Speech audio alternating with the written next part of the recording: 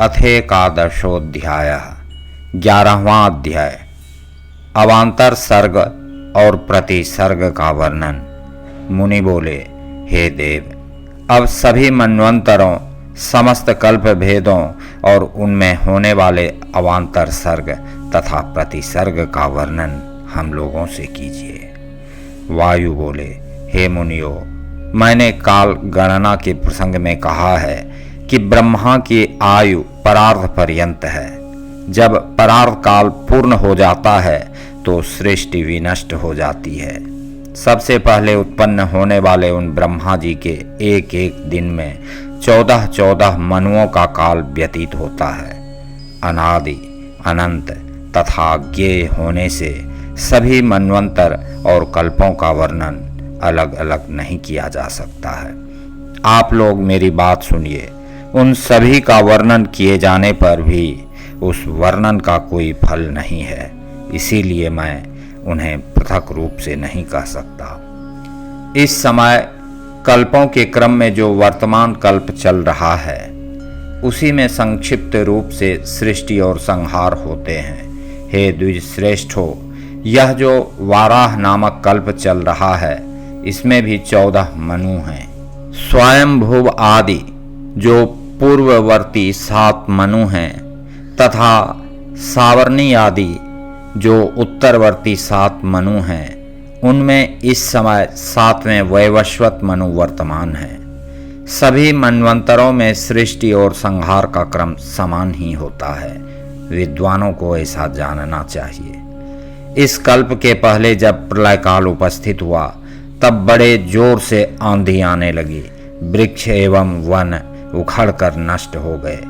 अग्निदेव ने तीनों लोकों को तृण के समान जला डाला।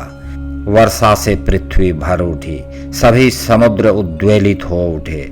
महान जल राशि में सभी दिशाएं मग्न हो गईं।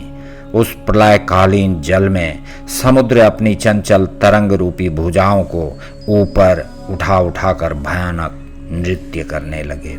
उस समय ब्रह्मा जी नारायण रूप होकर सुखपूर्वक जल में शयन कर रहे थे। उन नारायण के प्रति यह मंत्रात्मक श्लोक कहा गया है। हे मुनि श्रेष्ठो, अक्षर अर्थात परम तत्व का प्रतिपादन करने वाले उस अर्थ को सुनिए। जल को नार कहा गया है क्योंकि उसकी उत्पत्ति भगवान नर से हुई है। वही जल पूर्व काल में उनके रहने का स्थान हुआ, इसीलिए उन्हें नारायण कहा गया है। इसके पश्चात प्रातः काल उपस्थित होने पर शिव योगमयी निद्रा लेते हुए देवेश्वर अर्थात नारायण स्वरूप ब्रह्मा जी को जनलोक निवासी सिद्धगण तथा देवता हाथ जोड़कर अनेक प्रकार के स्तोत्रों से जगाने लगे। जैसे पूर्व काल में सृष्टि के प्रारंभ में श्रुतियां ईश्वर को जगाती रही हैं, तब योग निद्रा से अलसाए नेत्रों वाले वे नारायण स्वरूप ब्रह्मा जी निद्रा त्याग कर तथा जल के मध्य में स्थित शैया से उठ करके सभी दिशाओं को देखने लगे। जब उन्होंने अपने अतिरिक्त कुछ भी नहीं देखा तब विस्मित होकर यह चिंता करने लगे। अनेक प्रकार के महाशैल, नदी, नगर तथा वन वाली मनोहर एवं विशाल जो ऐश्वर्यशालिनी पृथ्वी थी वह कहाँ चली गई। इस तरह सोचते हुए ब्रह्मा जी को जब पृथ्वी की स्थिति का ज्ञान नहीं हुआ तो वे अपने पिता भगवान सदाशिव का स्मरण करने लगे। तब अमित तेजस्वी देवदेव सदाशिव का स्मरण करते ही धरणीपति ब्रह्मदेव ने जान लिया कि पृथ्वी जल में निमग्न है।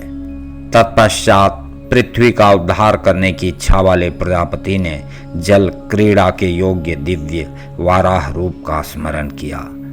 महान पर्वत के समान शरीर वाले, महामेघ के समान गर्जन वाले, नील मेघ सदृश कांति वाले तथा उत्कट भयानक शब्द करते हुए मोटे सुपुष्ट और गोल कंधे वाले, मोटे और ऊंचे कटि प्रदेश वाले, छोटे एवं गोल उरु तथा जंघा के अग्रभाग वाले, तीक्ष्ण खुरमंडल वाले, पद्मराग मणि के समान आभा वाले, गोल एवं भयानक नेत्र वाले और दीर्घ गोल गात्र वाले, स्तब्ध तथा उज्ज्वल कर्ण प्रदेश वाले, छोड़े गए दीर्घ श्वासोच्छ्वास से प्रलयकालीन समुद्र को क्षुब्ध करने वाले, बिखरे आयालों से आच्छन्न कपोल एवं स्कंद भाग वाले, मणि जटित आभूषणों तथा अद्भुत महारत्नों से अलंकृत, मानो विद्युत से सुशोभित ऊंचा मेघ मंडल ही स्थित हो, ऐसे अत्यधिक विशाल वराह रूप को धारण करके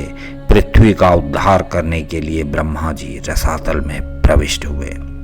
पर्वत के समान विशाल शूकर रूपधारी हुए ब्रह्मा जी शिवलिंग के पाद पीठ के समान अत्यंत शोभायमान हो रहे थे।